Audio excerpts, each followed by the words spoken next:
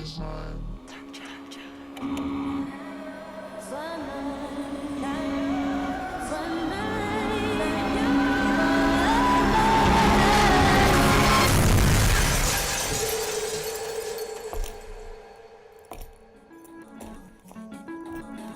ready?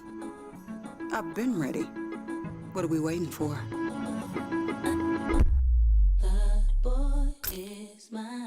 Jeff Dunham, Artificial Intelligence, his all-new tour. Just a hand. You're the other white meat.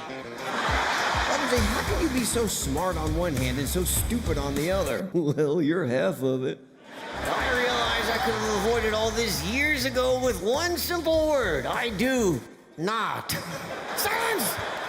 Don't miss a Memphis. Friday, April 10th, FedEx Forum. Tickets on sale Monday, September 29th at jeffdunham.com. Nate Bargatze. Look, I say a lot of dumb stuff.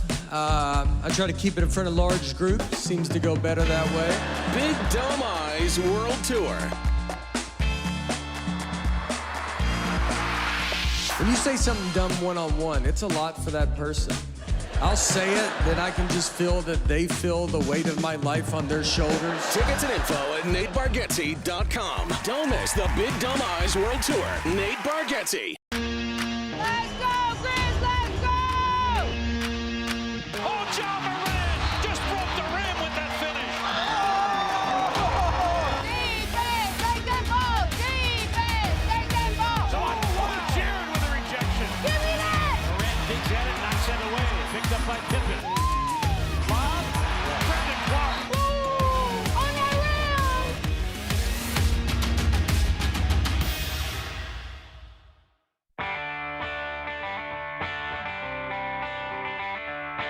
Live from the Built Ford Tough studio at FedEx Forum, it's the Gary Parrish Show, presented by Ortho South, on YouTube at Grind City Media and the official Grind City Media app. Now, here's your host, Gary Parrish.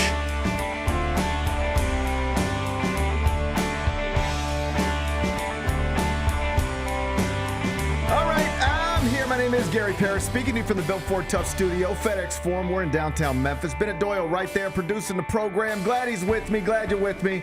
Hope you're getting through the day best you can.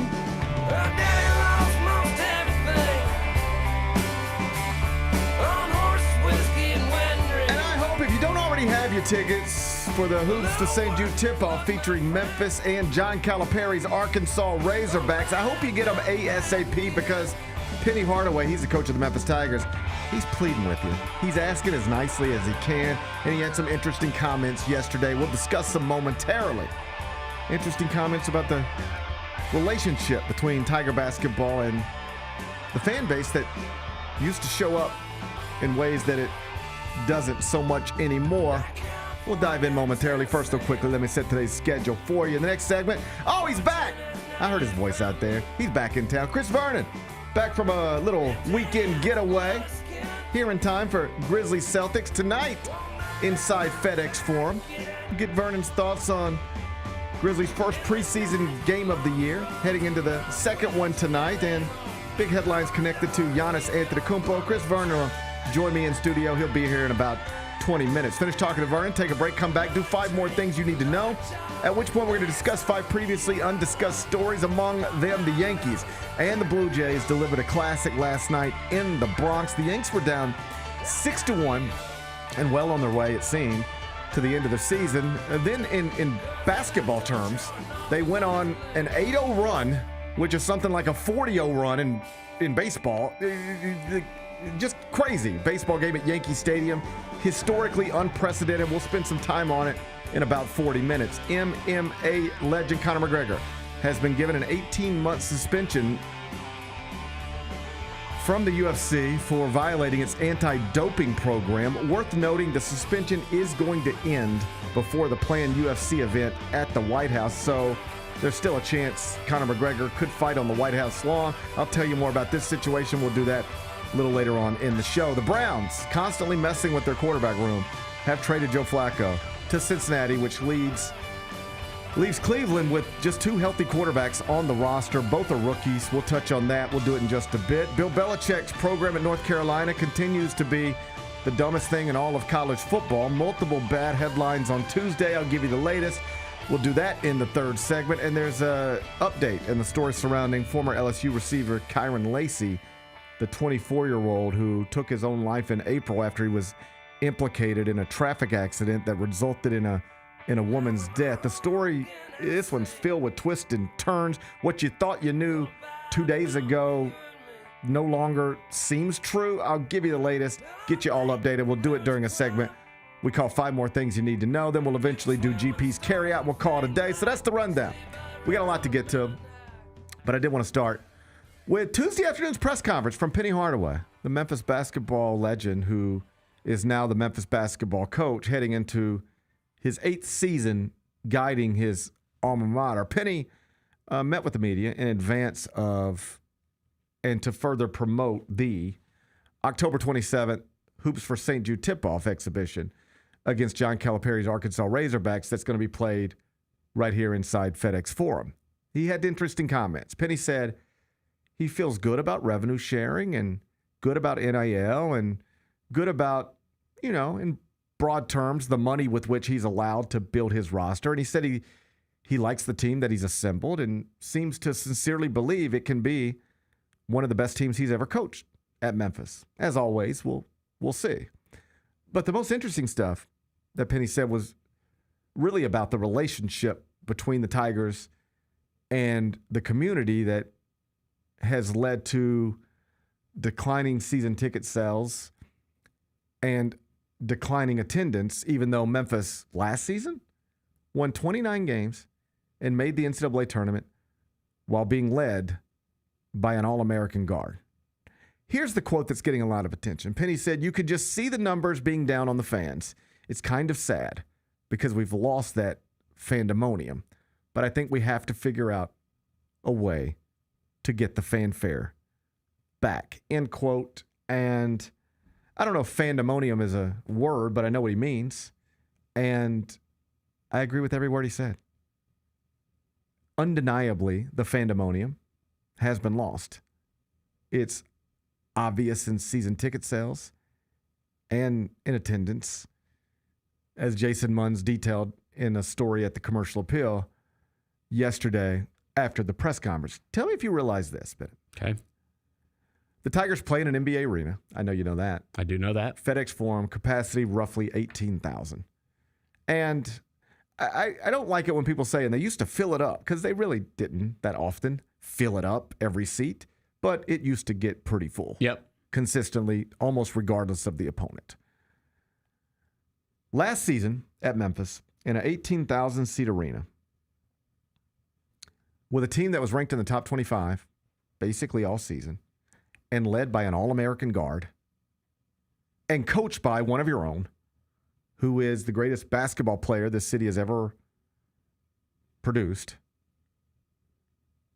You had all of that, and yet the Tigers still only drew, on average, butts and seats, 6,569 fans per game after only selling 4,229 season tickets. As Munns details at commercialappeal.com, season ticket sales for this season are hovering around that number, around 4,000. Did you realize it had gotten that bad? I knew that it had declined, yes. I mean, I go every year, so yeah, I see it with my eyes, right? So yeah, I knew that it had declined a little bit. And so here you have a coach who is heading into year 8, and I don't know if it's for the first time, but certainly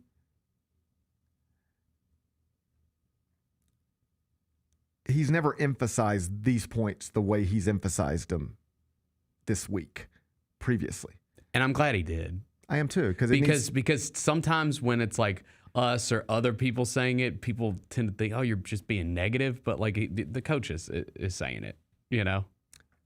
The coach is saying we've lost something. Right. Maybe you don't like to hear it from me. Right. But will you accept it from Penny Hardaway? Because here's what Penny Hardaway told you yesterday. We've lost something here. I'm paraphrasing, but if you were summarizing the points he was trying to make, here's the point he was making. I grew up here. I know what this used to look like. Mm-hmm. I played here. I know what it looked like. Then I went off in the NBA, and maybe I wasn't here as often as I otherwise would have been. But eventually I retired, and before I became the head coach, I was just somebody sitting baseline, I was a fan of my school for those John Calipari years. Yeah, Derrick Rose was on the court, but I was in a seat. I was in the building. I watched it all. I felt it all. I know what it looked like. I know what it felt like. And it does not look like that anymore. And it does not feel like that anymore. And when I talk to fans, they tell me this. And though there isn't one clear reason why it's fallen to this point, there are a variety of reasons that you can point to. And he pointed to some of these, not so much to others. But tell me where you lie the responsibility. Yep. Because this thing has plummeted to a place where it shouldn't be. Just shouldn't be. Penny said fans come up to him all the time and they just say, hey, I don't even know the team. I don't even know who's on the team. They have nothing but new players this season outside of Ashton Hardaway, and he wasn't on the team last season. He's been here before, so you might recognize the name at least. But there is nobody you watch wear a Memphis uniform last season in any sort of meaningful role who's going to do it again this season. So Penny says that's part of it. Like, just, you used to get, 4 years of Antonio Anderson. Mm-hmm. Now you get 4 months of PJ Haggerty, and then it's over.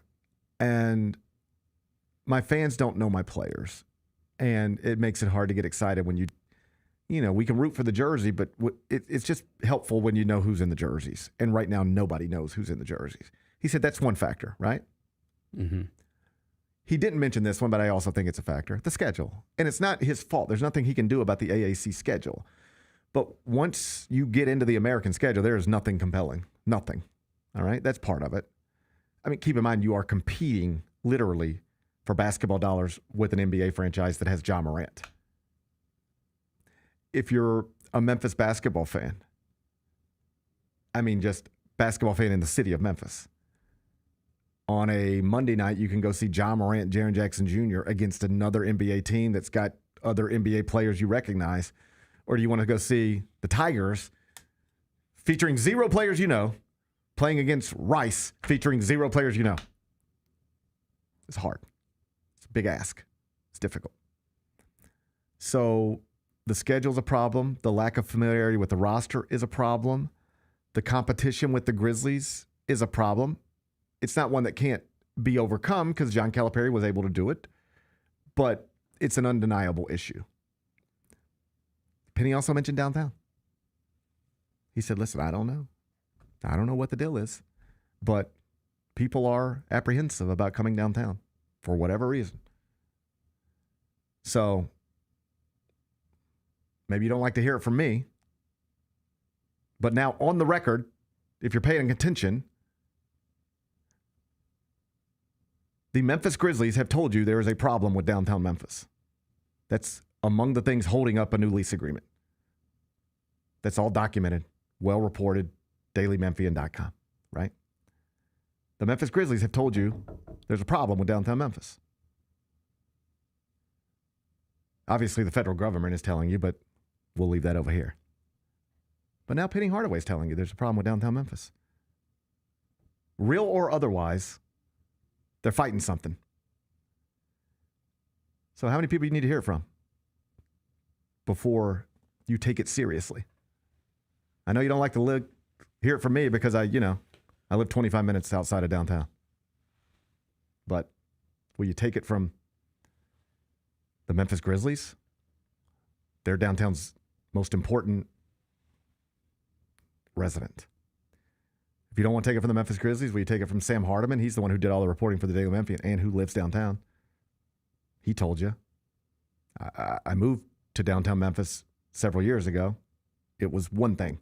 Now it's not the same.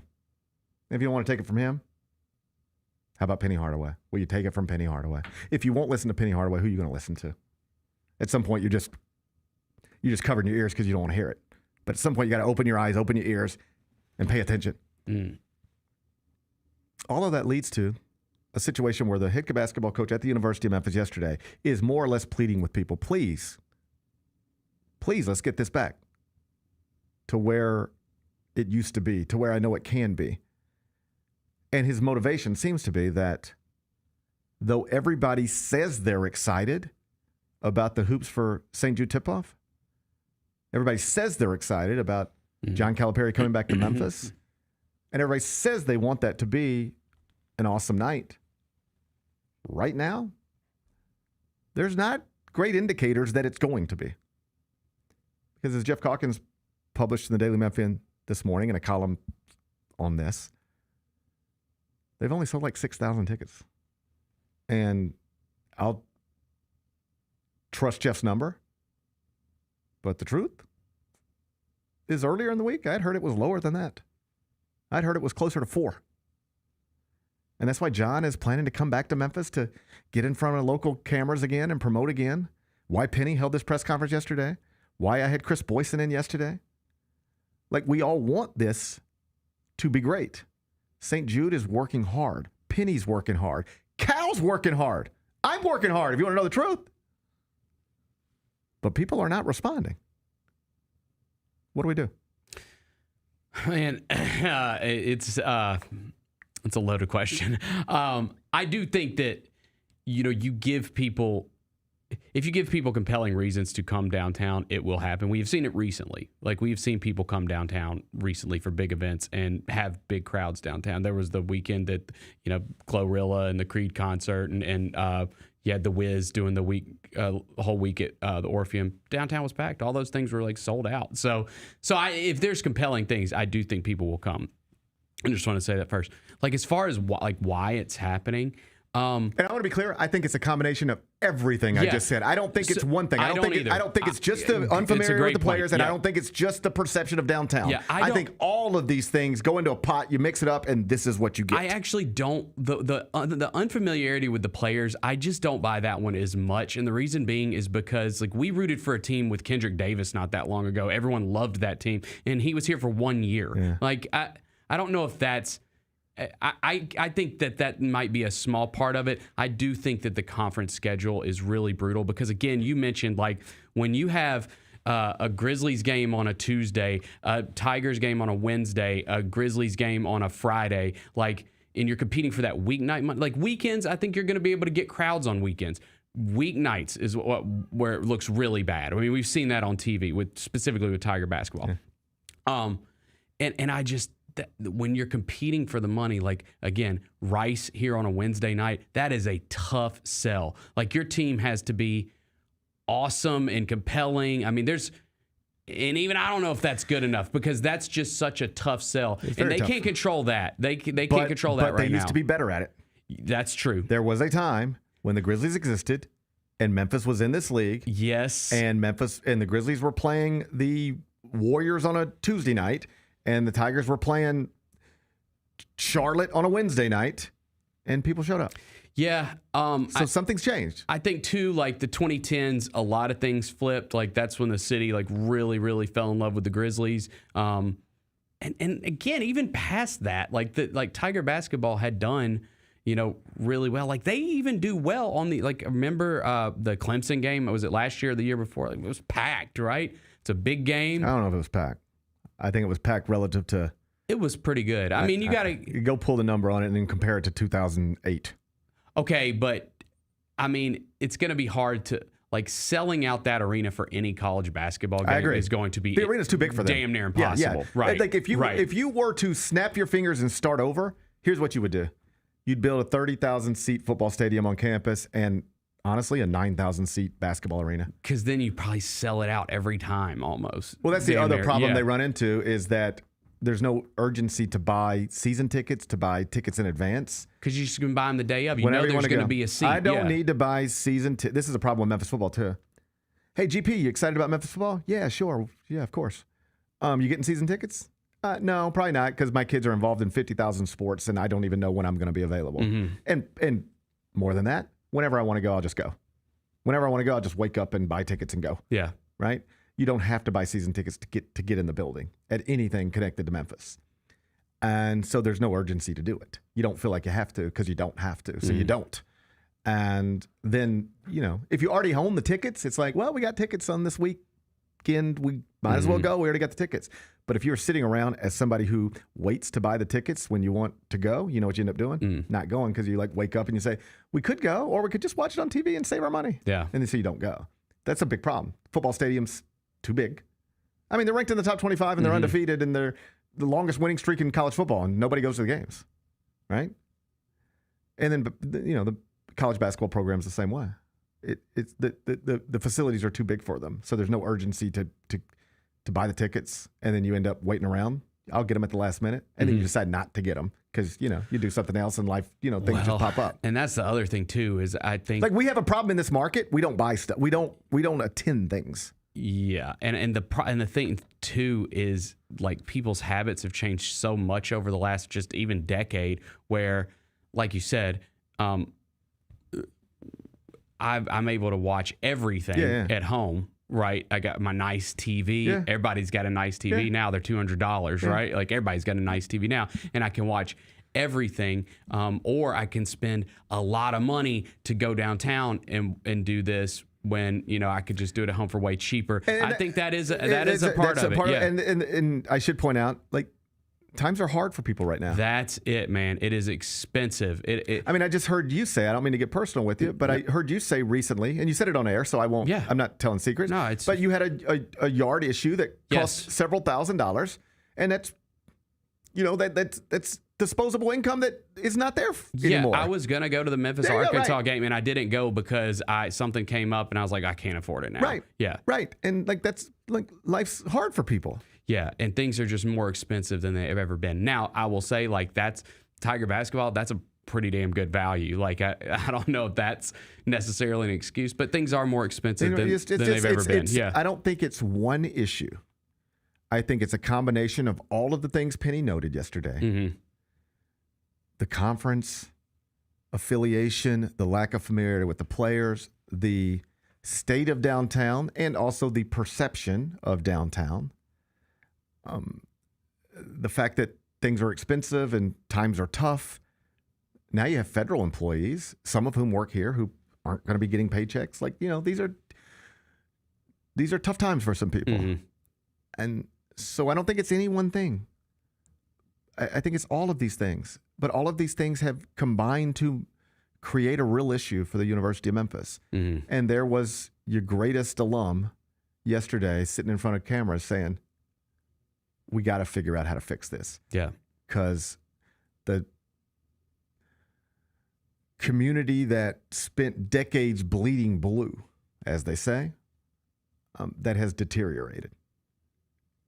We don't have the same numbers as we used to. We don't have the same passion as we used to. I don't know that it's a snap your fingers and get it back type of thing. I don't even have a great roadmap for you on how to do it. I know people like to say things like winning solves everything, but that's just not true. That's just silly. It doesn't. If winning solved everything, things would be solved. Because you know what Memphis did last year? Won. Yeah. And you know what the football team's doing right now? Winning. Literally more often than anybody else in the country. Yeah. They have the longest winning streak in the country. Winning does not solve everything. That's the problem. It would be so easy if you're Ed Scott, Penny Hardaway, Ryan Silverfield, and it was just as long as we win, people will be there. That's true at Alabama. It's true at Ohio State. It's not true at Memphis. Winning's not enough. Penny won last year.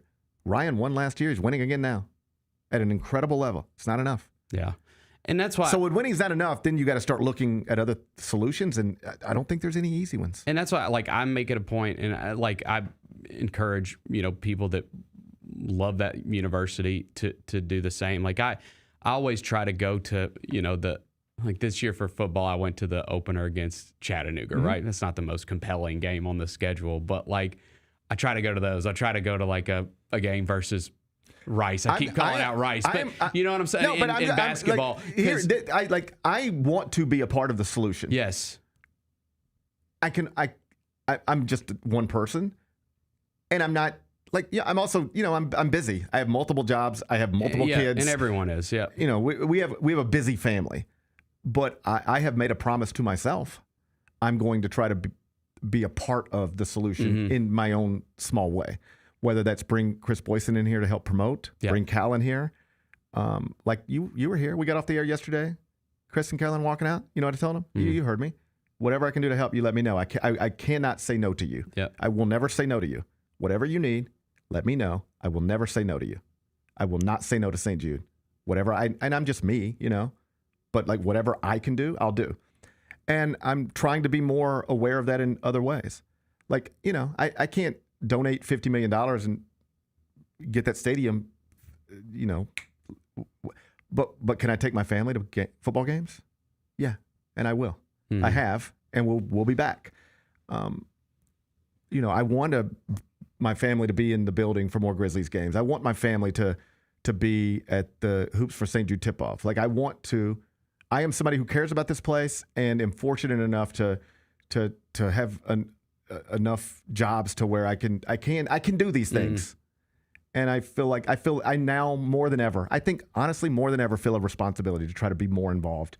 Not just talk about it, but show up. Boots on the ground, show up and be there. Because we need more of that. We need people to show up.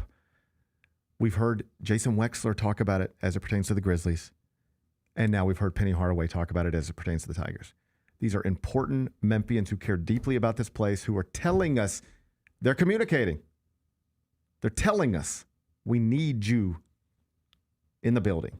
We need you in ways you used to be there, but for whatever reason, you're not anymore.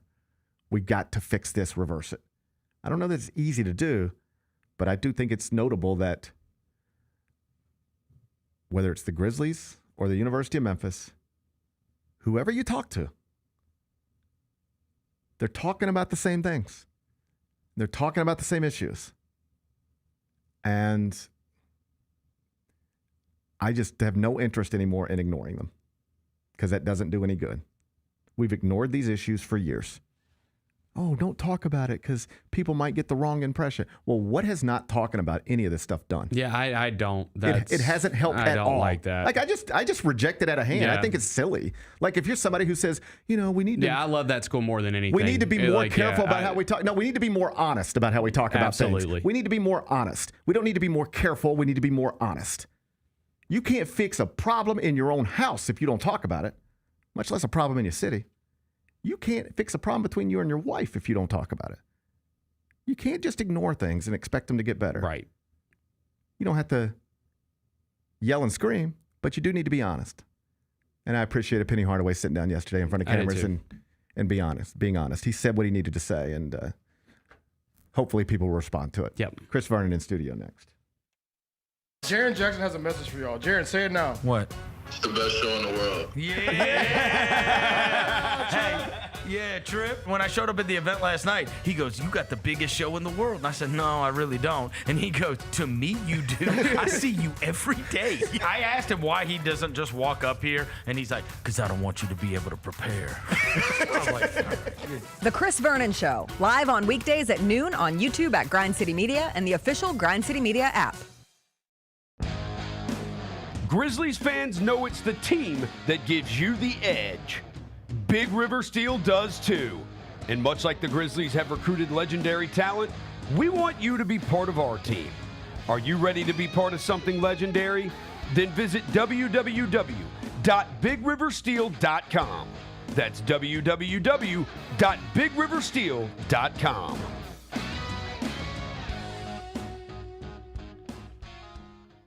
Kroger shoppers and Grizz fans. Want exclusive last-minute discounted ticket deals texted straight to you? Sign up with the new Kroger Buzzer Beater deal. Fans can sign up by texting Grizz to 636-479 or visit your local Kroger store in the Delta Division and scan the QR code. By signing up, you agree to receive recurring automated promotional and personalized marketing text messages from the Memphis Grizzlies. Consent is not a condition of any purchase. Message frequency varies. Message and data rates may apply.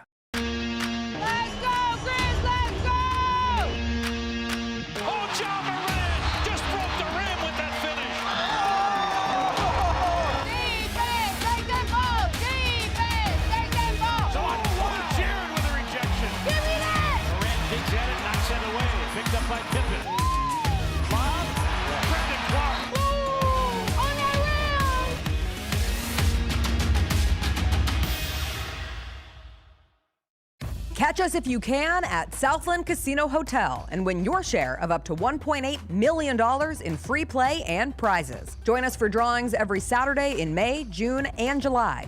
Each month, over 900 winners will take home free play or drive off in a new car or motorcycle. Be there for all 6 grand finale drawings and try to catch us if you can, only at Southland Casino Hotel. Must be 21 up. Play responsibly. For help quitting, call 800-522-4700.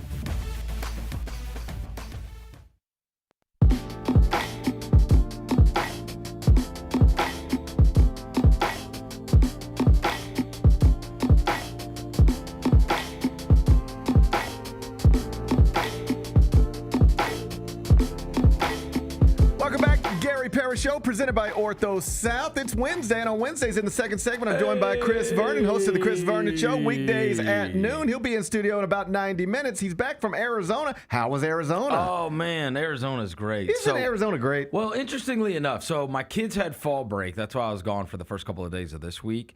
And because we start school way earlier than a lot of people do, right? We start at like the beginning of August. Yes. So then they have these like breaks. Yes. I never had a fall break when I was a kid. You didn't either, right? How many days do your kids get? It's a week. A week? My kids only get this Friday and Monday. They only get 2 days, yeah. Okay. Well, they're off. And so, you know, a lot of time we usually go down to like Orlando or something because it's just like a fast flight. Mm-hmm. And I don't mind telling you that. I'm not kidding you. I don't know why. I guess because of fall break and whatever else. It was $800 cheaper for us to go to Scottsdale, Arizona. Right. Which I knew I would get to play golf. Right. And I knew that it would be, they love it there. Mountains, the weather. Did you do the Phoenician again? No. I actually got an Airbnb this time so that everybody could have their own space, which was cheaper than the resorts. Right. The resorts are super expensive as well. And so we ended up getting this Airbnb, and you know they love a lot of the stuff down there. It's totally different. It's mountains. It's nice. It's clean. It's like, you know, there's tons of stuff to do. Right. And so no, it's great. It's you know what it's like California without the weirdos. Yeah. Like I love. Seriously, we went there for anniversary a few years ago. It's great. I've been there a bunch, but like it's like if you it's great. A weekend getaway is great. Everything. Oh, you wake up and it's 68. Yeah. At night, it's 68. Yeah. And then during the day, at this time of year. Yeah. Right? I went in August one time. My buddies had told me, they were like, and so it was funny you mentioned the Phoenician. Yeah. I've never, so when I went, my buddies were like, the best resort ever is the Phoenician, Phoenician. I was like, all right, and I need to do this for our anniversary. Right. My anniversary's in August. Uh-huh. So about 3 years ago, we go, and I'm like, you know what? These guys have told me that the Phoenician is unbelievable. I gotta go. Right. So I go and look it up. I'm like, man, this thing ain't even that expensive. And I was like, all right. So I booked the thing. Right. It wasn't expensive.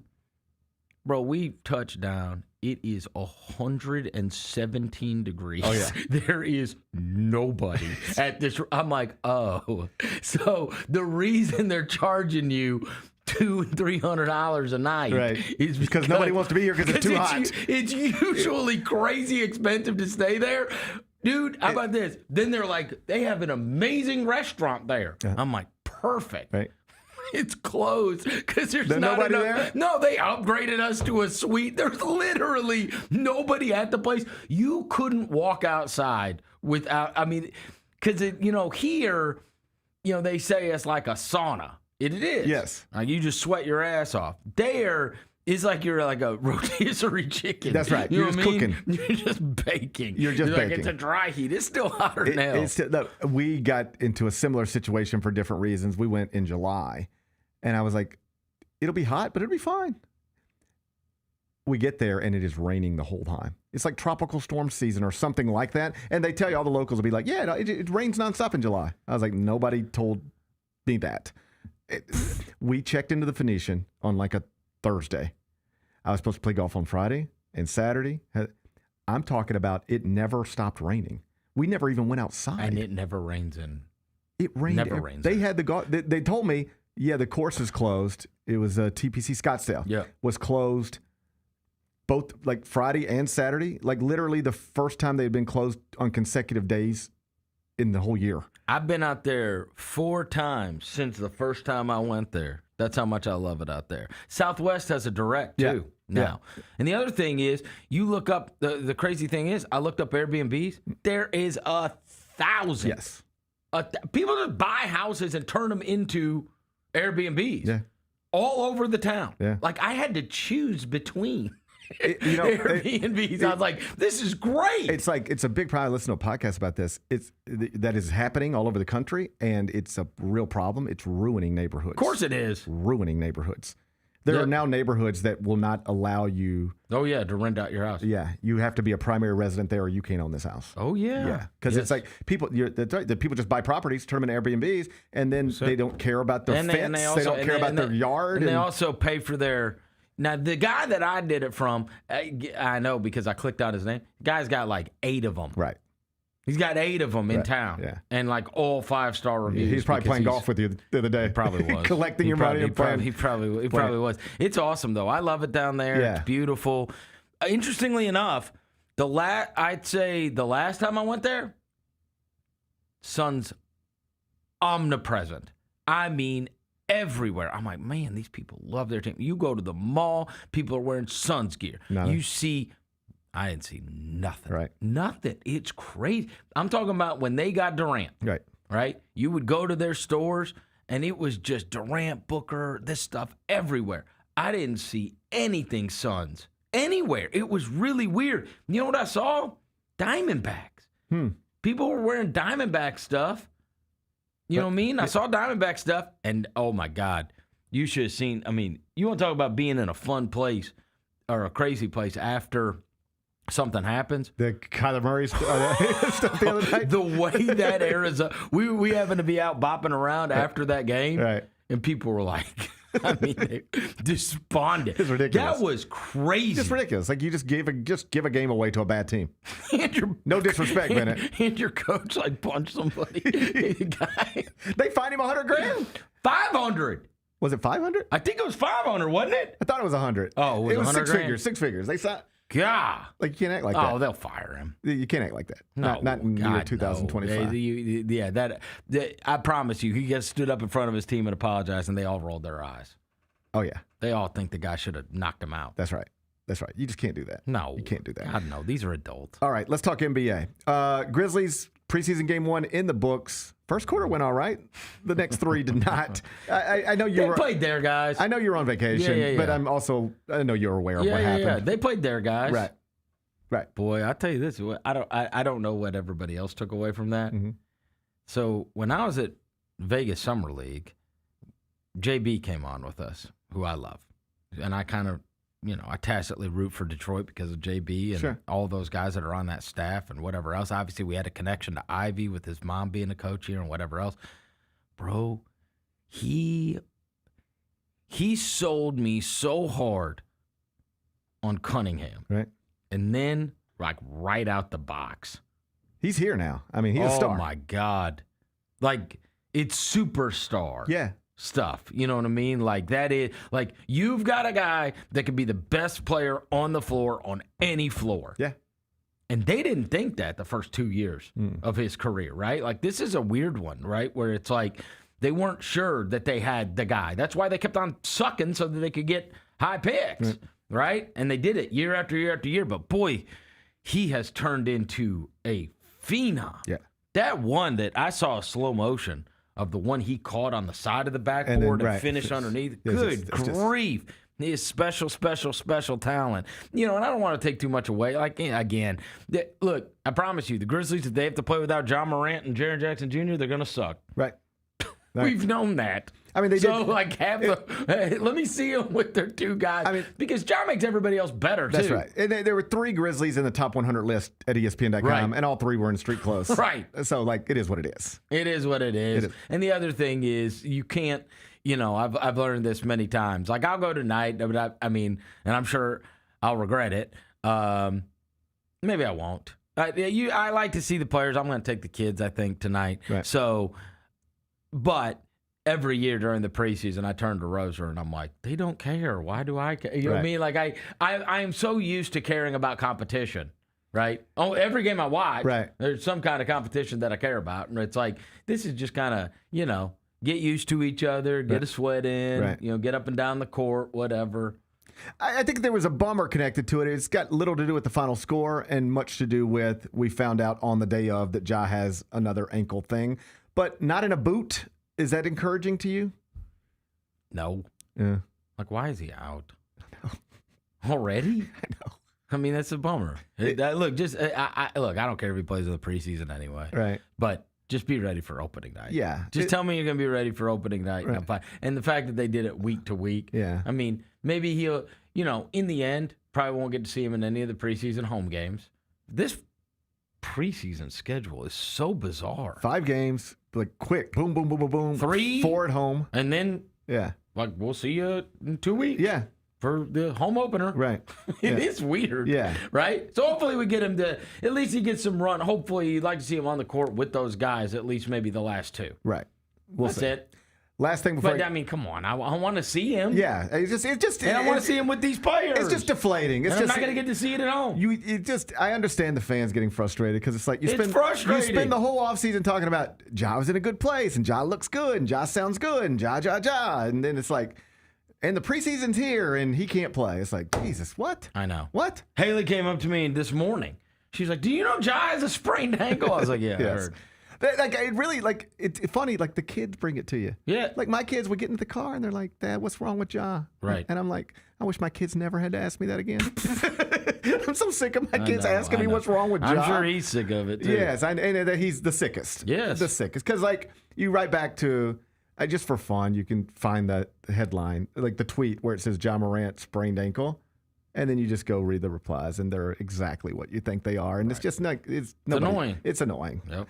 Last thing. Lots of Giannis headlines.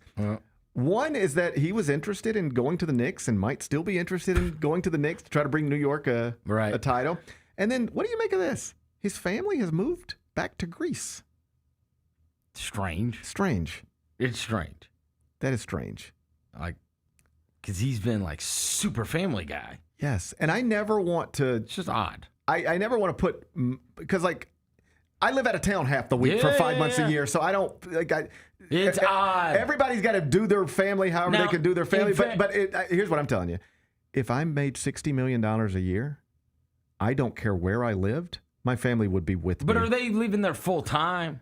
They moved back there, yes. And he's going to spend it sounds like he's going to spend his off seasons there. They got the kids in an academy there, private school. Like so he just wants to raise his kids there. Then that's what I would presuppose. I just would not. I would presuppose that he would want his kids to be raised in Greece, right? Or maybe the mother, his wife, is just like, I don't want my kids to be in America anymore. I don't want my kids to be in Milwaukee anymore. Yeah, I don't know. I'm going home, and you can figure this out. But our kids are not. I don't know. Yeah. But I just know this. And it might be him, but because you can't even go visit him on the weekends. No, I mean, like, Greece is far. Greece is not even like London or Paris. Dude. Greece is like fly to Amsterdam and then you got another 3 hours. I mean, it's far. Maybe I'm projecting here, but there's just no scenario where my kids would not be with me. If I had that kind of money, I would build I'd make their life whatever I wanted it to be where I'm at.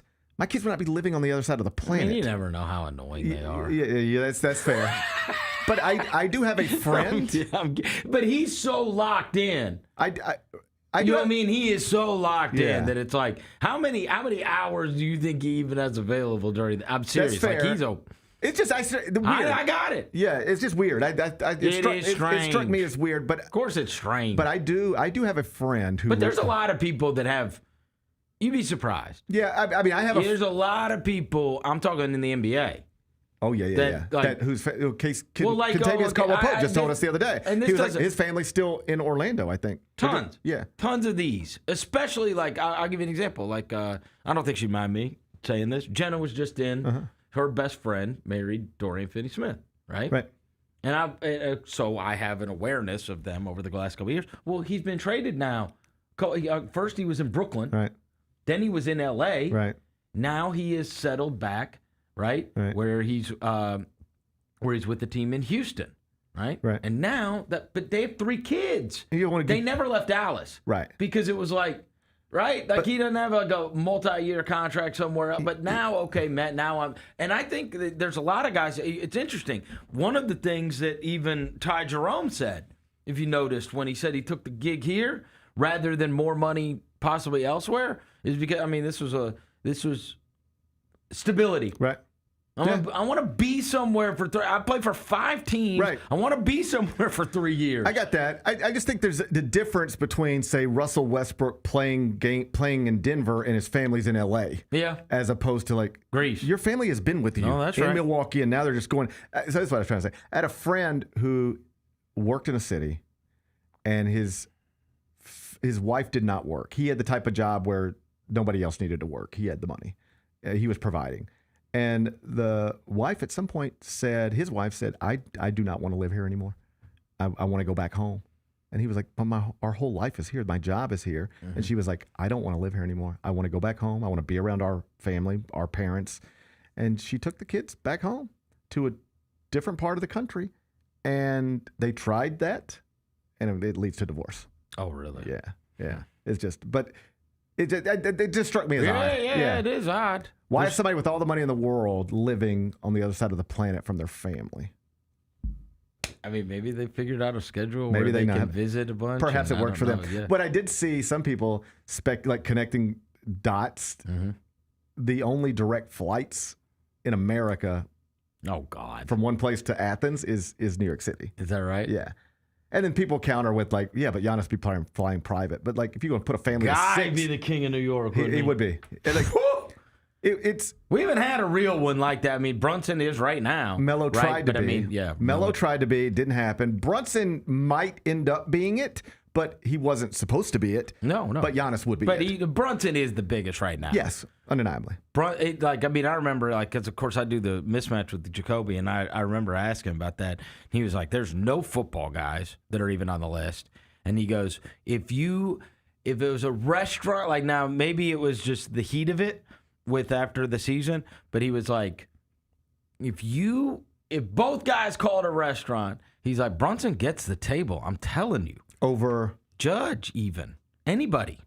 Not after last night. Maybe not after last night. He said that the thing is, right, so as you know, the fans are split on baseball.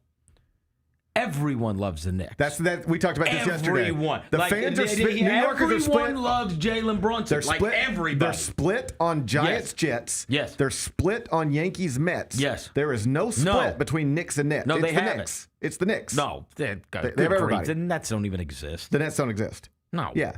No, if you want to be Nobody the king, cares. If you want to be the king of New York, it's not hitting 60 home runs. It's the Knicks. It's winning a championship with the Knicks. And yes, because everybody knows those guys. It's the same way in hockey, too. Yeah. It's with the Rangers. Yeah. Yes.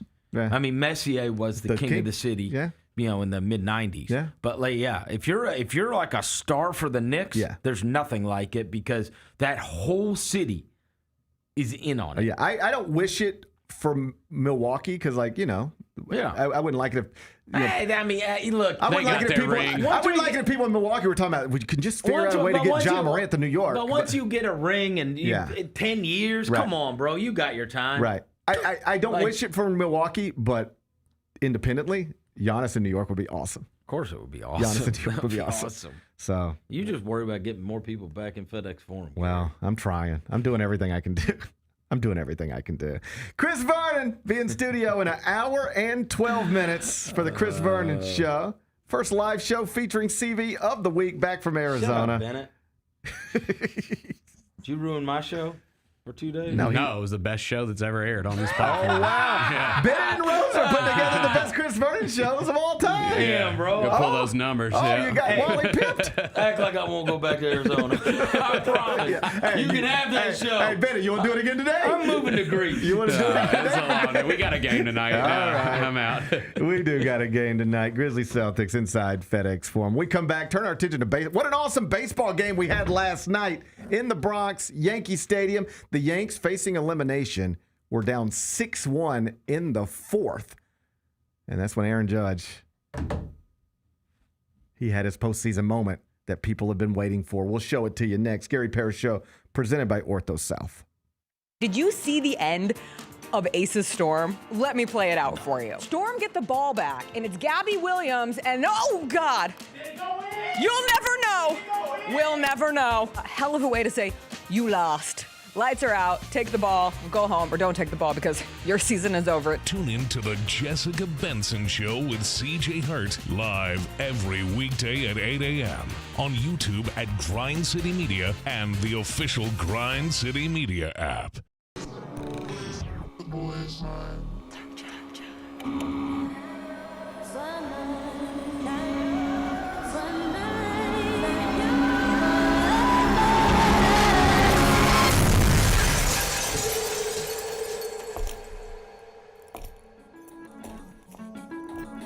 You ready?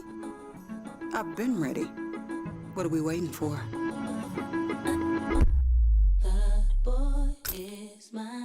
Jeff Dunham, Artificial Intelligence, his all-new tour. Jeff Dunham. You're the other white meat. How can you be so smart on one hand and so stupid on the other? Well, you're half of it. I realize I could have avoided all this years ago with one simple word. I do not. Silence! Don't miss a Memphis. Friday, April 10th, FedEx Forum. Tickets on sale Monday, September 29th at jeffdunham.com. Nate Bargatze. Look, I say a lot of dumb stuff. I try to keep it in front of large groups. Seems to go better that way. Big Dumb Eyes World Tour.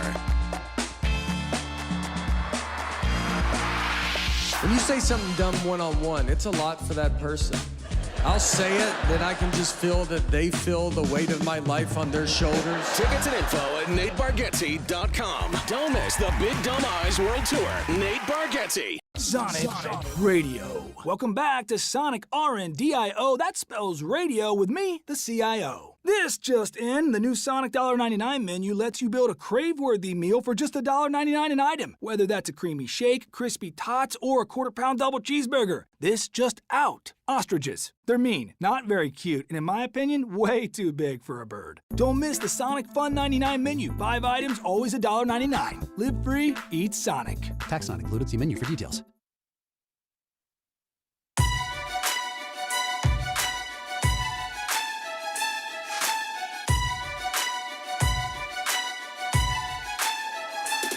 Orthopedic injuries can be unpredictable, unforeseen, and unscheduled, and Ortho South understands this better than anyone. Since your injuries don't make appointments, you don't need to either. And that's because Ortho South welcomes walk-ins during the weekdays, in the evenings, and even on Saturdays. So next time an unforeseen injury makes an unscheduled appearance in your life, visit orthosouth.org to find your nearest urgent care location. Just walk in. And Ortho South will take care of everything, especially you. Learn more at orthosouth.org. That's orthosouth at orthosouth.org. Now I got 5 more things you need to know. Number 1. What a baseball game last night at Yankee Stadium in the Bronx. Final score, Yanks 9, Toronto Blue Jays 6. The Yankees stay alive. They avoid elimination despite being down 6-1 in the 4th inning. Big Bet Bennett, did you get in front of a TV and watch any of this last night? I sure did, yes. Like a really great baseball game. It was great. It was a great night for home runs, too. You did my 2 guys all season. Big Dumper, Aaron Judge. It's been a round robin all season. It's been Big Dumper, Aaron Judge, Kyle Schwarber, and Shohei. Just those 4 guys. I love them. I love all 4 of them so much. You cashed home run bets yesterday. I love all 4 of those guys so much. Congratulations to you then. The Yankees were down 2-0 in the series, coming back home to New York. Aaron Boone's job on the line, in theory. And then they actually go down 6-1 in the game. They get it to 6-3. And then Aaron Judge comes up with 2 runners on in the 4th. Kyra, I think we got it queued up. This is an all-time great postseason moment for, yes, Aaron Judge, but also for the play-by-play guy, Joe Davis. Let's watch this historic home run last night at Yankee Stadium. Strike pitch. Hits a drive down the line. If it's fair, it's his moment. It is. It's tied. Judge has arrived.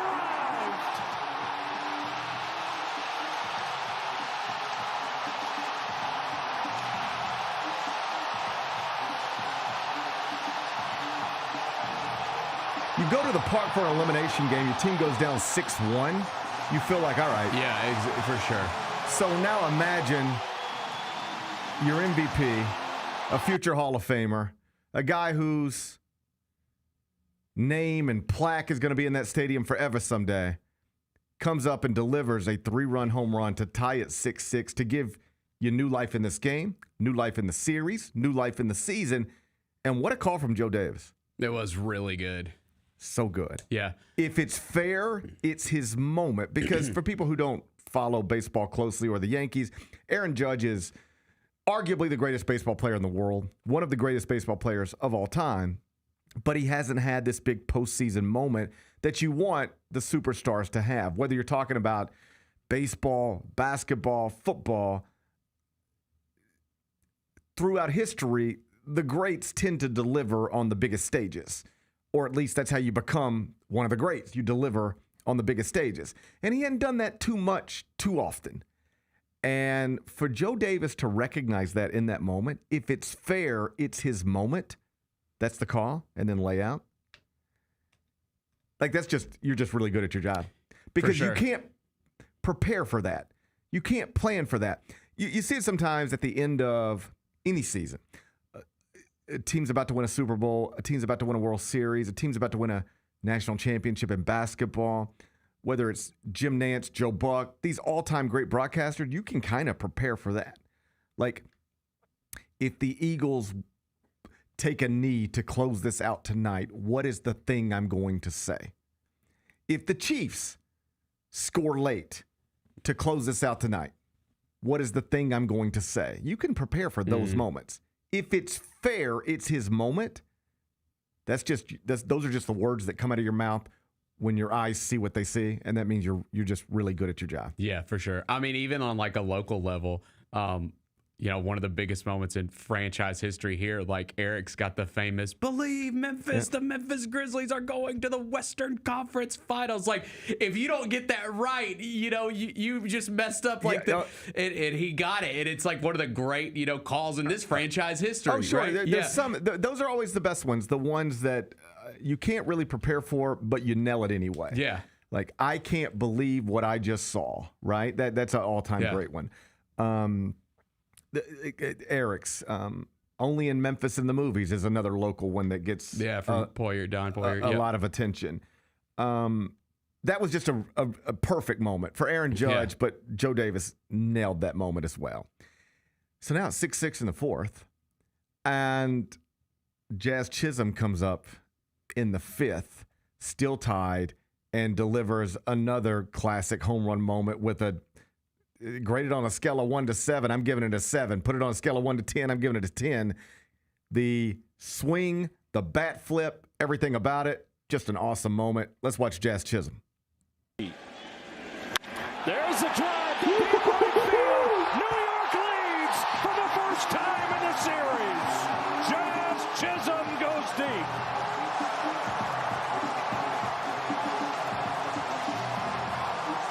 Can't wait to see how many 8-year-olds try to do the front bat flip, forward bat flip this weekend.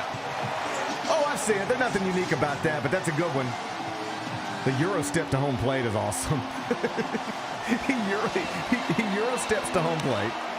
I love him. Classic.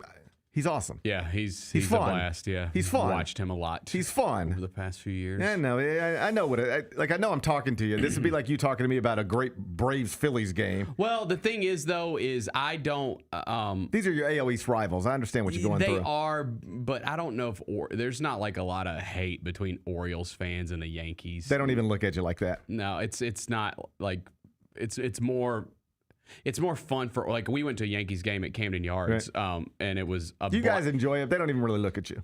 It was I got to see Aaron Judge hit 2 home runs in that game. Like, it was sick, and it's more of just, this is fun. Like, the Yankees are here. Like, it's fun. You don't consider yourself a peer of the Yankees and the Blue Jays.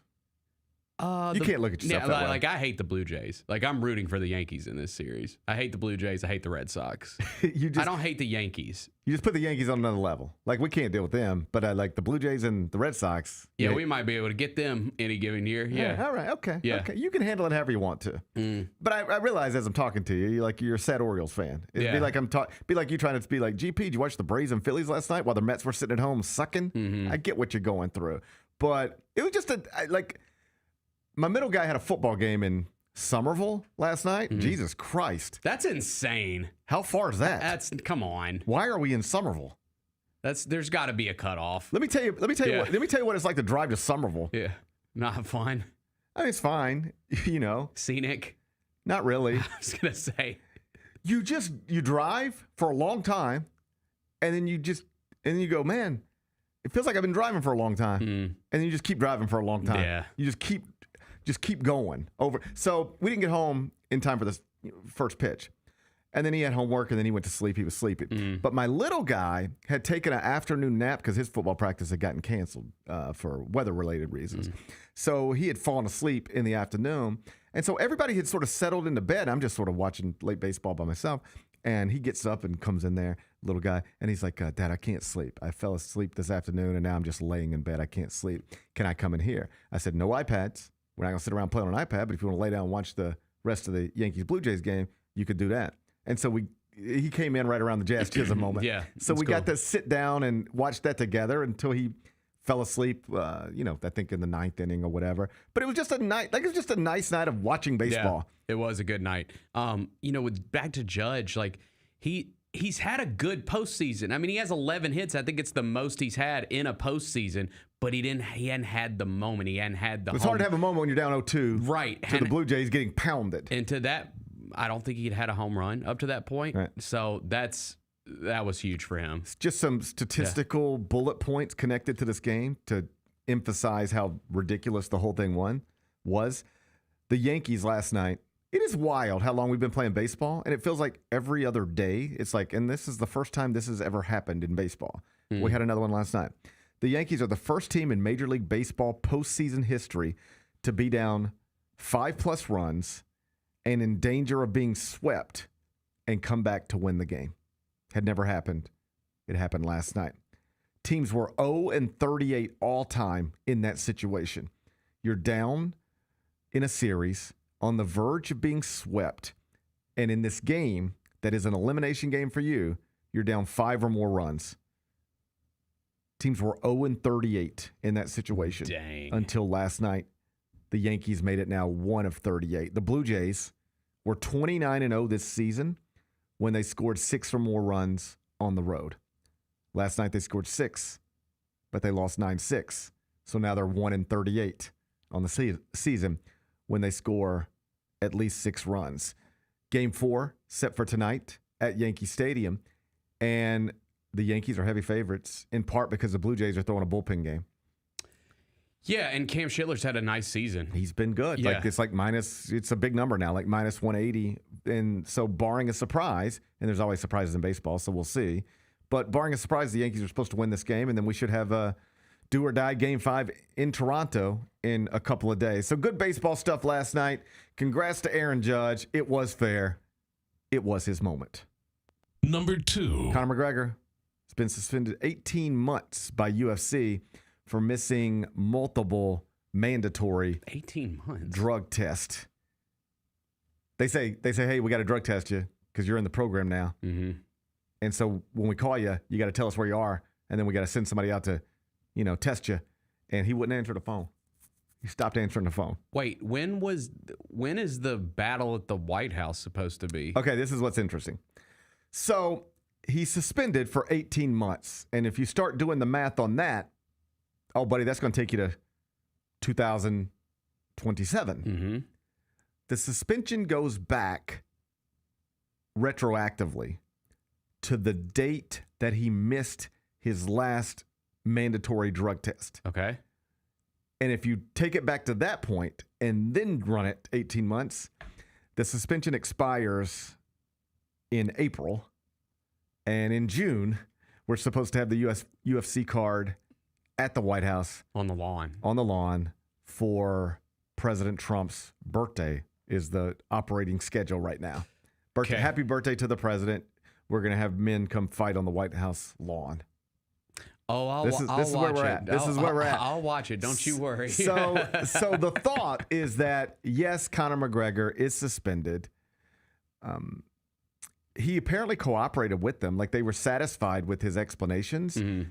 When he was missing these drug tests, he was hurt and wasn't preparing for a fight although that wasn't publicly known. Publicly, he was preparing for a fight. Mm-hmm. Privately, he had been injured at some point, and the fight was not going to happen. And I think you can probably connect some dots here, and maybe he was dabbling in some things that wouldn't show up, great. Wouldn't be great if you had to take a drug test. So the way these things work is they can contact you at any point, and you're supposed to let them know where you are at any point, and they can come get you there. And so they would be like, Connor, we need to come drug test you, and he wouldn't get back to them in time. And you do that too many times, it automatically defaults to a missed drug test is a failed drug test, and now you have to be punished. They accepted his explanations for why he wasn't available, but it's almost like a no excuse policy. Like, we don't really care what your explanation is. We'll listen to it, but it's not going to change the outcome. But because they believed he cooperated, it was supposed to be a 24-month ban. It's only 18. But there is some thought that, they reduced it from 24 to 18 to get it in this window so that it'll expire before the UFC card at the White House. Do you think he fights at the White House next year? No, I do not. You think he's done? He hasn't fought a fight. If he fights at the White House in June, it would be his first UFC fight in 5 years. So he's 37. I don't know when his birthday is, so he could be 38 when that theoretically comes around. I think he's obviously dealt with a couple bad injuries. He hasn't fought in so long. I don't see him going out there. If he does fight, he is not going to fight anybody relevant in the UFC. No. He's going to fight a bum. Yeah, because there is no way he could not beat anybody in the light heavyweight rankings. No. Like in that top 15, he could not beat any of them. He's a star still. Yeah. He's not an elite fighter anymore. Right. And you would still totally have a Conor McGregor card just because it's Conor McGregor. Of course. Of course. He could headline it. Yeah, you put a bum out there and let him. We live in a world where we watch Mike Tyson fight. We'll watch Conor McGregor at 37. Yeah, and I will watch it. Like, I'm a Conor fan. Like, I will watch it. I don't see it happening. I think that he is a great promoter. I think he's a great promoter, and I think he's great at keeping people's interest in what he's got going on. I think he might be done. I think the injuries might have caught up in the age. Well, at some point, you got to do something, or else you're not promoting anything. That's true. That's true. So, and he got into acting a little bit. He was in that Roadhouse movie. He was jacked in that movie. Yeah. I wonder if that. Yeah, it's probably why you got the drug test problem. I think he will fight at the White House. Okay. He wants to. He has made it clear. I'm sure that he wants to. Trump would want it to be as big as it could be. There's no way to make it as big as it can be unless Conor McGregor is there, because he makes it bigger than it otherwise would be. Mm-hmm. And they'll put him in the octagon with the bum. He'll get in there and he'll fight somebody who shouldn't even be in the ring with him. It'll be another old guy or somebody who's just not very good. Yeah. But he'll get in the octagon. He'll put on a show. He'll win. And then maybe that'll be it. But I do think he'll probably be there. Assuming this actually happens. Like, who knows? I'm going to say no. All right, we'll see. But I will. Listen, I'll be watching. Hey, I will buy it. Yeah, yes. Yeah. Well, I don't think. Wait, will I have to buy it? I don't think you have to buy it. Yeah, I think we're gonna. Come on over to Paramount. I think that's kicked in by then. Yeah, come on over to Paramount. We'll handle it. You don't have to buy it, Bennett. That sounds great. I'll just send you my username and my password. Very nice. And you can watch it for free. I'm a Paramount employee myself. I'll send you my username and my password, and you'll be hooked up. Conor McGregor suspended for 18 months, but the suspension will expire before the expected card at the White House. Bennett says he won't be there. I think he will be. As always, we'll see. Number 3. Joe Flacco got traded. Yep. From one Ohio franchise to the other.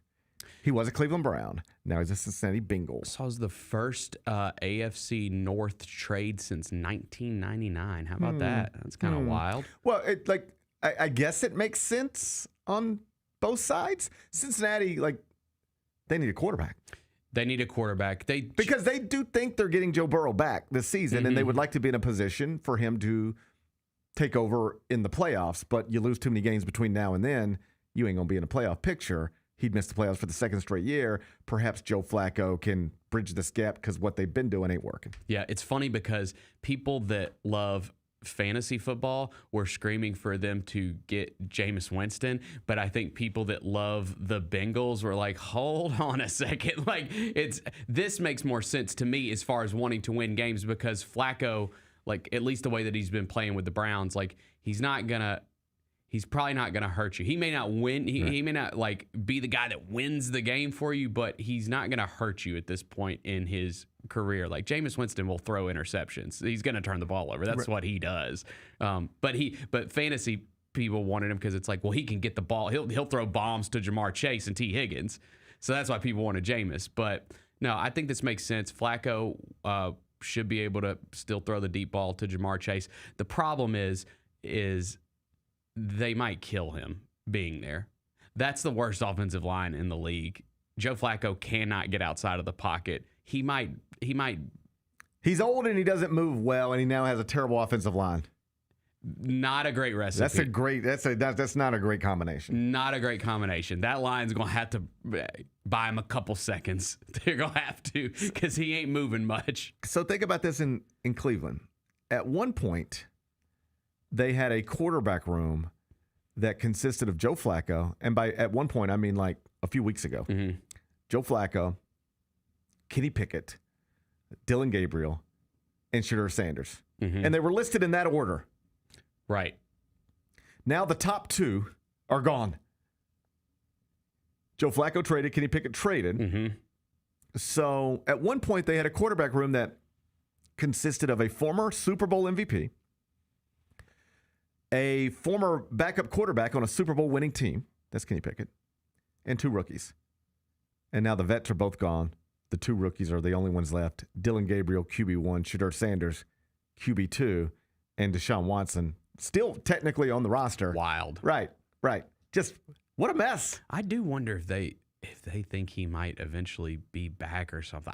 Everything I read suggests that he's probably done there. I would think so. I mean, you would just assume so, right? But I mean, he's still on the roster.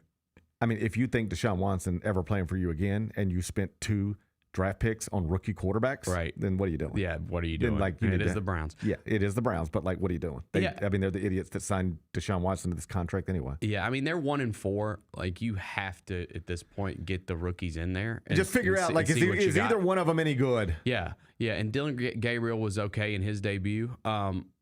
So yeah, I think, and I think you just had to get to this point at some point in the season where Shedeur is close and not just buried. Like, what'd you draft him for if you're just going to have him completely buried in that depth chart? So, but he may be worse than what they even thought when they got him. Yeah. Like, they might have got him under the idea of, some people thought this guy was a first-round pick. He's available in the 5th round. Let's grab him. And then they get him and they go, Jesus, we shouldn't have took him in the 50th round. He's a clown. You know, he's not that talented, and he's pantomiming in the locker room. Like, what are we doing? It was weird. Yeah, it was weird. So he might just be. I agree. On the surface level, it's like, well, if you're going to spend a 5th round pick on this guy, you got to put him out there at some point, particularly when the only other option is Dylan Gabriel. But they could have reached a point where they just go, yeah, we spent a 5th round pick on him, and it was a mistake. We messed up. We shouldn't have done it. They might be there, which wouldn't be surprising. Either way, I think where they land, they're going to Dylan Gabriel for a while. And if he's good, great. And if he's not, then they have to go to the other guy at some point. Yeah. I mean, you know, the interesting thing, that division is so weird right now because I think everybody thought they just had it figured out coming into the season. Well, it's the Ravens, and then we'll see what the Steelers do. Now it's the Steelers. Yeah. The Ravens are in free fall. We'll see when Lamar Jackson comes back. I doubt it's this week because they have a bye next week. And then, you know, the Bengals, like, what's going to happen there? Like, maybe nothing. And they may not just be able to get back in this because they're not a good team. Right. It could be something good. It's just an interesting division now. Hey, we're going to keep an eye on it. We're going to keep an eye on it. Let's keep an eye on it. Sounds good to me. Number 4. Man, North Carolina football, it's the gift that keeps on giving. What's going on today? I mean, I don't know what's going on today, but I'd tell you Tuesday was a wild ride. What happened? I mean, everything happens. I don't know if I saw this. It's just like I could right now tell you 3 different stories about North Carolina football getting clowned yesterday. The last thing was the Patriots. We're not posting anything about the Patriots. That's the last thing I saw. Right. Well, then, so yesterday, Inside Carolina, it's a site that is dedicated to covering North Carolina athletics.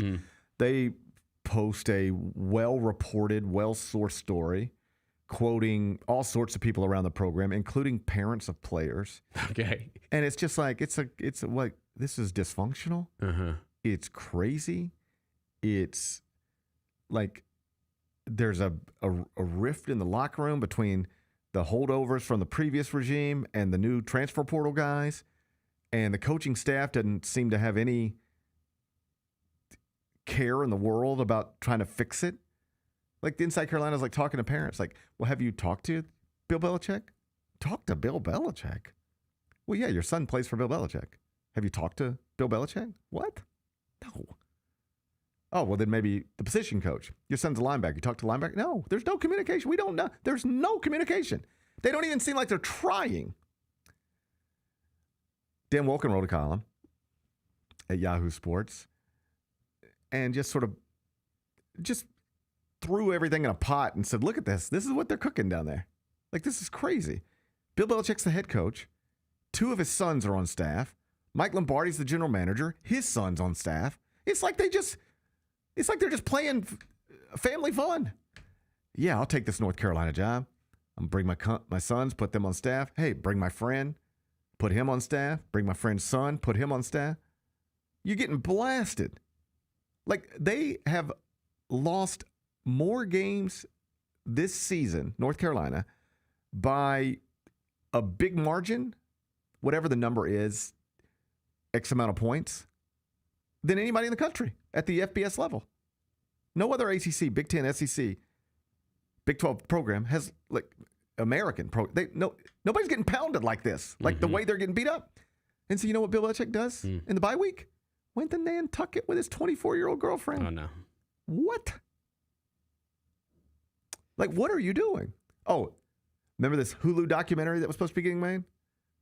Inside North Carolina football, Bill Belichick's first season. Camera's been there since the preseason. Scrapped.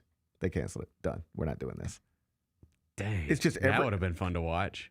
Well, it's like, as others have pointed out, it's not a real documentary if you're only going to produce it and air it if everything goes smoothly. Right. Like, this could actually be the best documentary. It would be more people would watch it now than they otherwise would have. Well, like John Feinstein's favorite famous book, A Season on the Brink, is not about necessarily Bobby Knight's greatest season at Indiana. It's about a season where things were getting all twisted up. And it's an all-time great sports book. Like, sometimes that's where the good stuff is, the compelling stuff, the interesting stuff. But they scrapped it. So that's 2 documentaries connected to North Carolina football that have been scrapped so far. I mean, we're still like barely into the first season of this. I'm not sure that there's going to be a year 2. I'm not either. I'm really not. Because as Dan Wolken points out, like at North Carolina, like, yeah, they talk themselves into this, but they can talk themselves out of it very quickly. They don't care about you. They care about North Carolina. They care about UNC football and UNC basketball. They don't care about Bill Belichick unless Bill Belichick can be the person who does great things for North Carolina football. But as Wolken points out, he doesn't even seem like he's interested in doing what's best for North Carolina football. Because you know what's best for North Carolina football? Having all 32 NFL franchises on your campus whenever they want to be there. Yeah. That's what's best for NFL football. But he won't allow the Patriots because he's got some petty bullshit with them. Yeah. You know what's best for North Carolina football? When one of your alums wins a massive Sunday night football game, you are plastering it everywhere on your social media accounts to promote the program and sell the program and convince the next great quarterback prospect, if you want to be that guy, come here because this is where he played. But you're in a little fight with the Patriots, so you don't want to focus your social media at North Carolina on a Patriots player, even if he used to be your quarterback. And the coach used to play for you. The pro day. Crazy. Yeah. The pro day. North Carolina had a pro day in advance of the last NFL draft. Bill Belichick never showed his face for a second. Not 1 second. Media there. Bill Belichick, not 1 second showed his face. Neither did Mike Lombardi. As Wolken points out, if you're really interested in promoting North Carolina football and doing what's great, doing what's best for North Carolina student athletes, you show up there as Bill Belichick with all your Super Bowl rings. You talk to all the NFL scouts and personnel that are there, and you might say, hey, I didn't recruit these guys. You guys know I just got here a few months ago, and I really don't even know these players, but I'm happy you're here.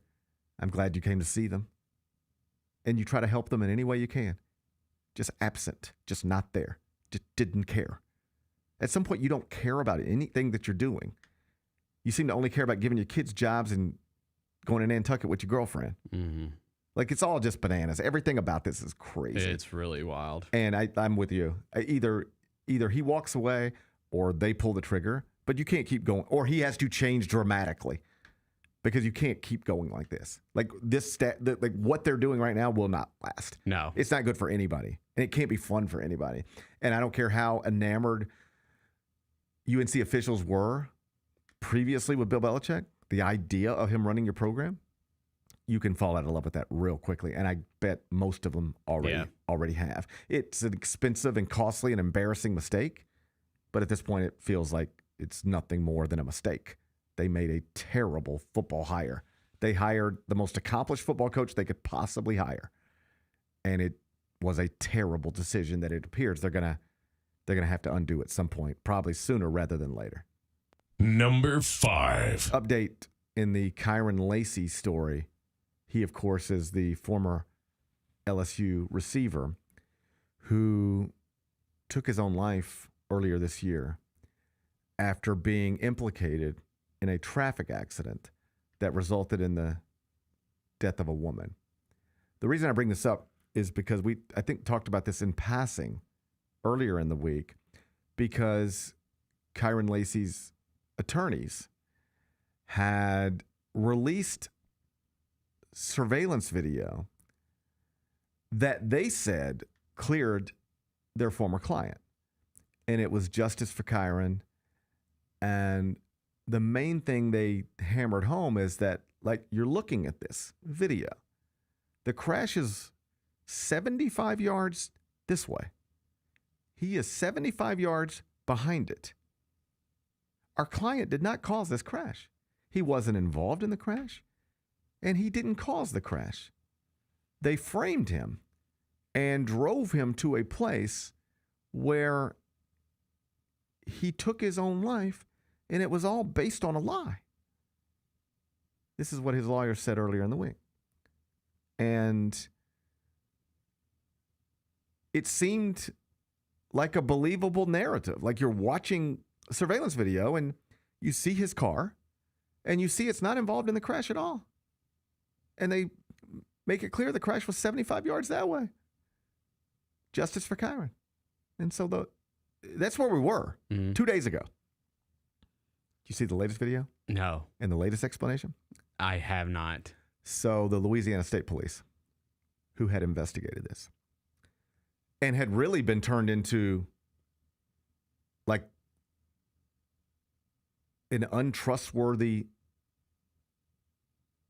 investigative agency. That's the way they were being labeled. Mm-hmm. They framed this young man and framed him in a way that led to him taking his own life. How could you ever look in the mirror again? How can you live with yourself? We're going to make you pay for this, you liars. That's where we were, right? Well, they come out yesterday and they say, no, we're going to defend ourselves. So, you know, the first thing they said? First off, we never once said Kairen Lacy was involved in the accident. We said he caused it, not that he was involved in it. So when they stand up, these lawyers, and say, see, he wasn't involved in the accident, we never said he was. But we did say he caused it. And that's because he did. And they show new surveillance video. And you didn't see this? No, I didn't see it. So what? Okay. So think of it like this. It's a 2-lane highway, right? Yep. And cars are going this way. Yep. What the surveillance video shows and what the investigators allege is that he's coming this way. Mm-hmm. Other traffic coming this way. He's speed limit's like 40. He's driving much faster than that, and he's passing vehicles. You've passed a vehicle on a highway before, right? Yep. You ever passed 3 in a row at the same time? I mean, maybe you have. Maybe, don't incriminate yourself. Comment, yeah. This is a 2-line. You're not supposed to be passing anybody. He's flying by vehicles, passing them, including a tractor trailer. All right? Mm-hmm. So how did he cause the accident? You're like this, and then you come over here to pass these vehicles at a high rate of speed. There's a woman driving this way. She sees you. She thinks she's about to have a head-on collision. Mm-hmm. So she swerves. Because you're driving in oncoming traffic. You're driving right at her. This is just 2 lanes. You're driving right at her. Got it. Yep. So she swerves to try to avoid the head-on collision and hits another car and dies. That's what happens. Gotcha. Okay? So it sounded like 75 yards away. But think about it in this way. You're driving at a high rate of speed. This car's driving at a high rate of speed. Now you're coming straight at each other, and there's only 75 yards in between you. That's not that far. That would make you react. Yes. This happened to me not too long ago. A car, same type of deal. A car was passing another car, and like I had to slam on my brakes with my son in the back seat to avoid what felt like we were in jeopardy of having a head-on collision. And I bet you that car, thinking back on it, was 75 yards or so away. 75 yards is not far. It's a 60-degree wedge. It's not far.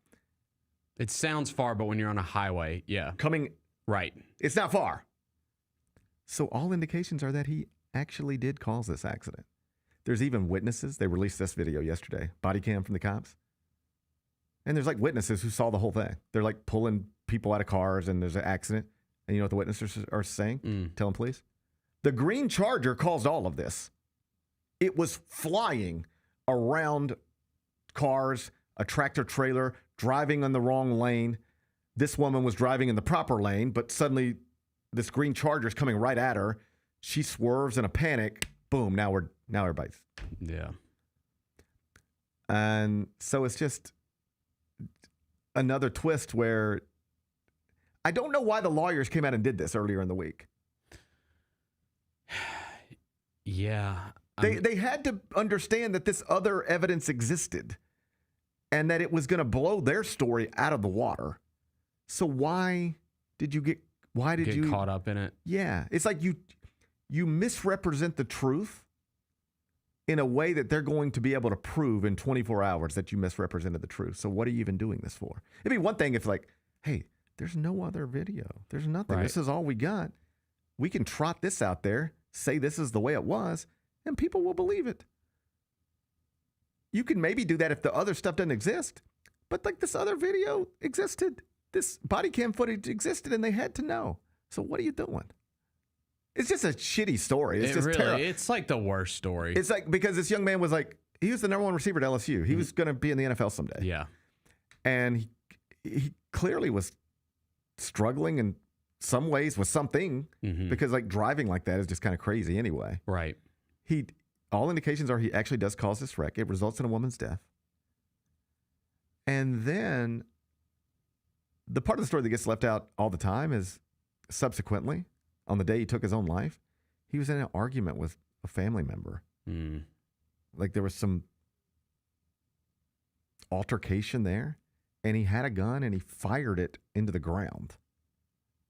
Didn't fire it at anybody, but like still, that's crazy. Yeah. Like if you were arguing with a family member and somebody pulled out a gun and then shot it into the ground, you'd be like, whoa, what are we doing here? This is crazy. Well, that's what he did. And then the cops tried to, there was a pursuit. Yeah. And he ran from the cops. He was several miles. And all indications are he shot himself at some point, and then the car crashed. Man. So it's just an awful story. And would be awful no matter the circumstances. But in this week, we have flipped it completely. It went from Kairen Lacy caused this accident and then took his own life. How sad. To the cops framed this guy. He didn't really do anything wrong at all. Justice for Kairen. To, oh no, he did do something wrong. He actually did cause this, as they always said. And here's evidence to support it. I mean, that's a lot of twists and turns. So I don't know where it goes from here. I'd be interested to see what the lawyers say now. But based on the evidence that was presented yesterday, it seems pretty clear to most people that the prosecutors who were in the process of bringing charges against him were in the right. Because if you were trying to figure out why this traffic accident happened on this day and why this woman died in this traffic accident, what caused it? If you ask that simple question, what caused it? The evidence, both witness statements and surveillance, seem to suggest that Kairen Lacy did cause it, regardless of what you heard earlier in the week. Be back with GP's Carryout.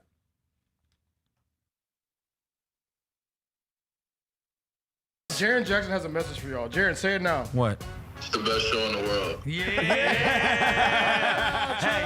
Yeah, Trip. When I showed up at the event last night, he goes, "You got the biggest show in the world." And I said, "No, I really don't." And he goes, "To me, you do. I see you every day." I asked him why he doesn't just walk up here, and he's like, "Because I don't want you to be able to prepare." The Chris Vernon Show, live on weekdays at noon on YouTube at Grind City Media and the official Grind City Media app. Let's face it, there's a lot of trash talk in basketball, but the great teams let their performance do the talking. Like Ford F-150 with Pro Power on board, a class-exclusive industry-first feature that turns your truck into a mobile generator and leaves the competition speechless. Ford F-150, official truck of the Grizzlies. Greatness starts here at your Mid-South Ford dealer. Class is full-size pickups under 8,500 pounds, GVWR. Kroger shoppers and Grizz fans want exclusive last-minute discounted ticket deals texted straight to you. Sign up with the new Kroger Buzzer Beater deal. Fans can sign up by texting Grizz to 636-479 or visit your local Kroger store in the Delta Division and scan the QR code. By signing up, you agree to receive recurring automated promotional and personalized marketing text messages from the Memphis Grizzlies. Consent is not a condition of any purchase. Message frequency varies. Message and data rates may apply. Grizz Nation, don't foul out on dinner plans. Hit Sticks Express in downtown Memphis instead. Fresh hibachi, steak, shrimp, sushi tacos, and yes, our legendary sake slushy to keep things cool. Order online with code STIX901, STIX901, and knock 10% off your tab. It's the perfect pick and roll for game night. Sticks Express, fast, fresh, always a slam dunk. And hey, come see us at our Collierville location too.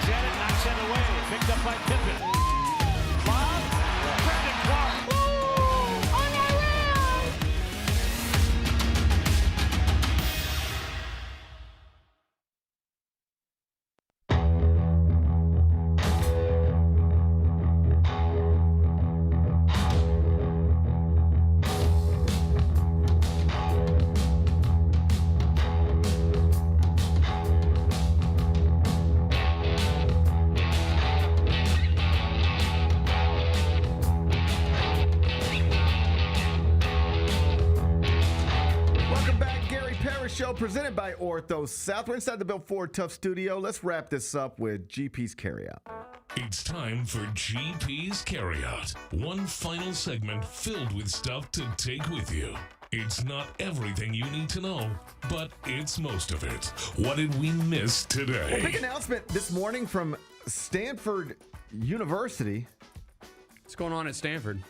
They announced that they've just received a donation for their football program from a former player. Oh. Put a number on it. How much do you think it is? Former player going to give him a donation. How much money? How much did Andrew Luck make in his career?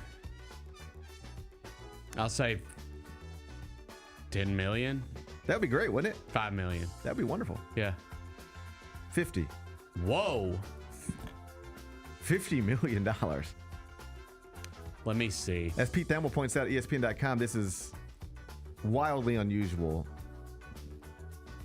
The extent of this donation. Typically, if somebody gives $50 million to anything connected to a university, it's for a building, for a facility, put your name on it.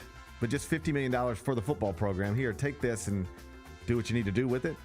That's not something that happens frequently, but it happened at Stanford.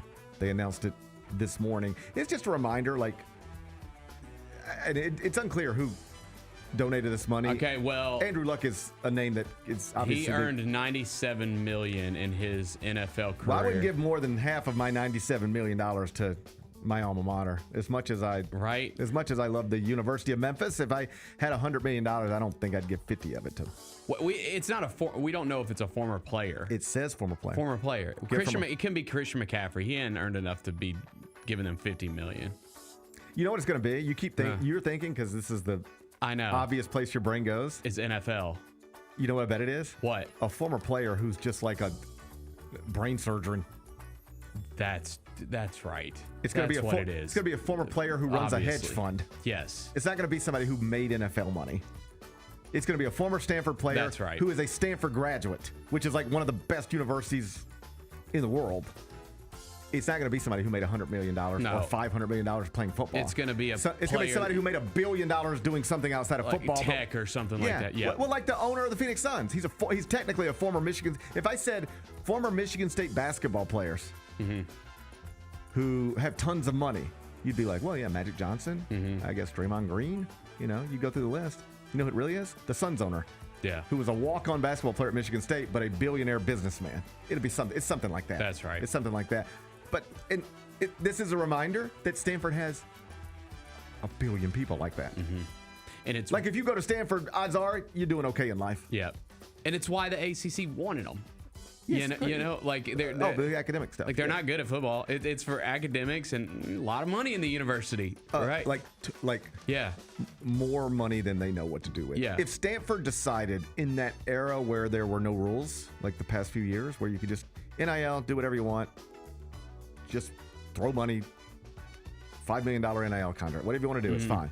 If Stanford just decided we want to be the best at everything, they had the money to do it. Yeah. They could have just been the best at everything.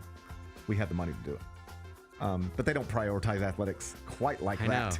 Quite like that. Although they are good in, aren't they good in Olympic sports? Yeah, Olympic that's sports. That's where they really swimming and stuff, gymnastics, stuff like that.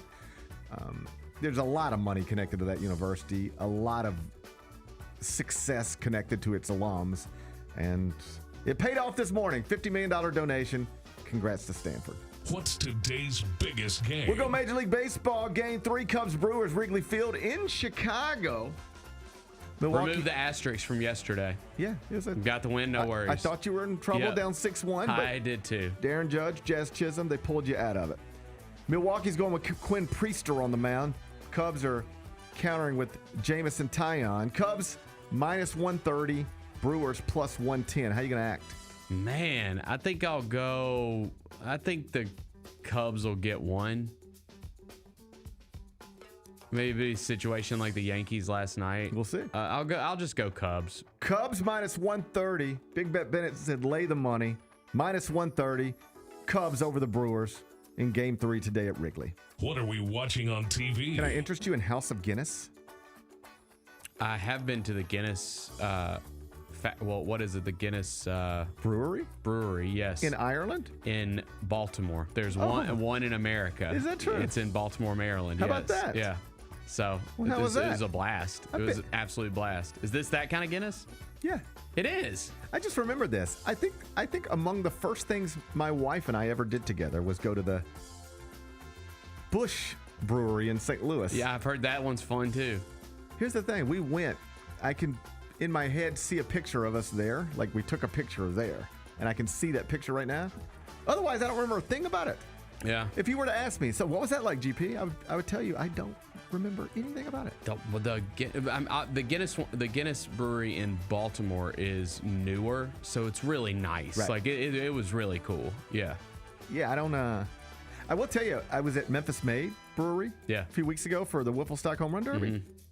That's an awesome place. Yeah, man. If I was still young and like to hang out, outside and drink with friends, if I still had friends and like to hang out with them and stuff, that's where I would do it. We got some underrated breweries in this city. It was really nice. Yeah. Like there's an outdoor space there.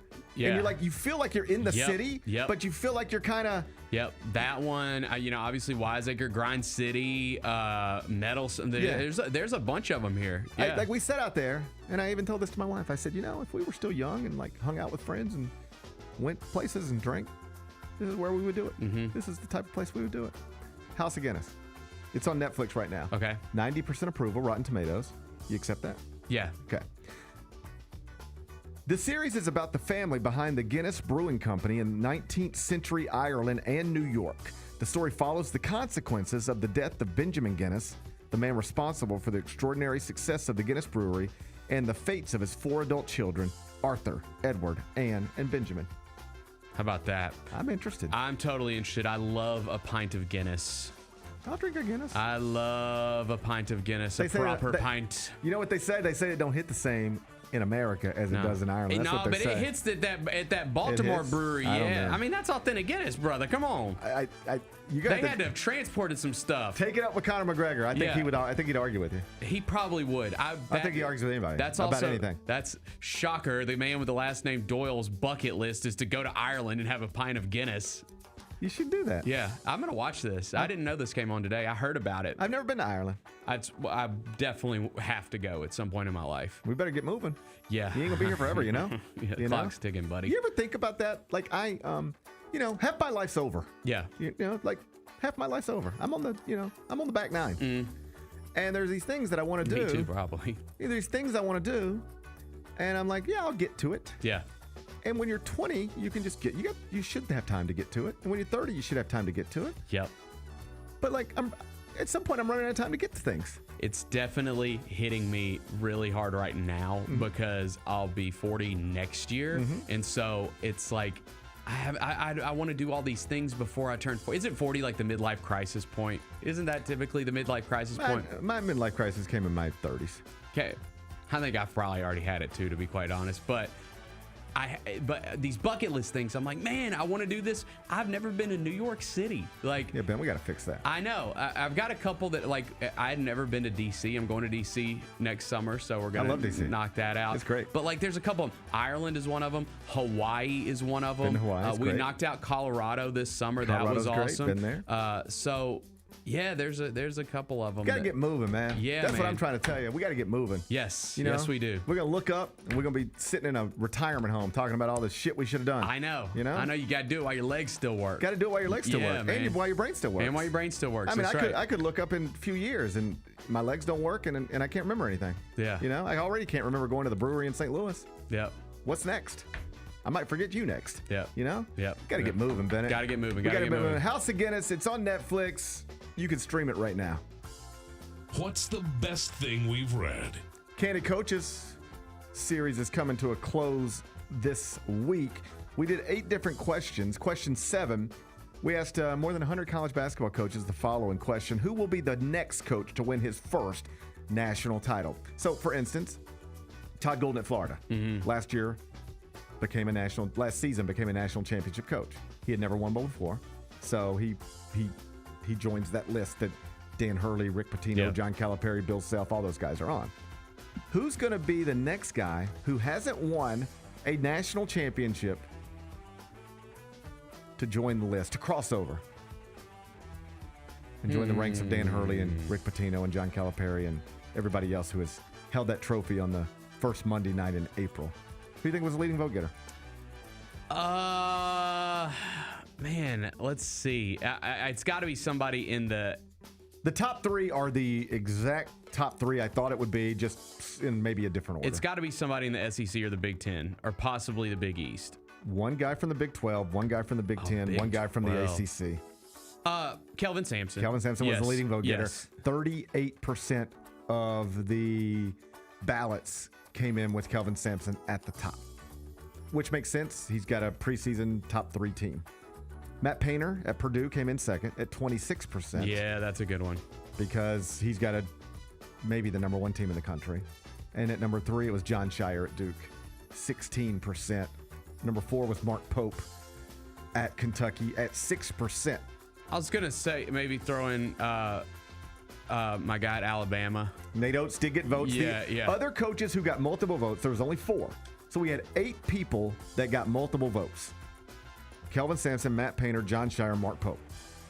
Followed by Nate Oates at Alabama, Tommy Lloyd at Arizona, your old friend Dusty May at Michigan, and Grant McCaslin at Texas Tech.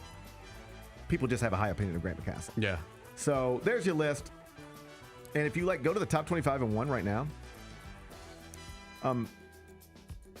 I have St. John's number 1, and so Rick Pitino already has 2 national championships. He wouldn't join this list.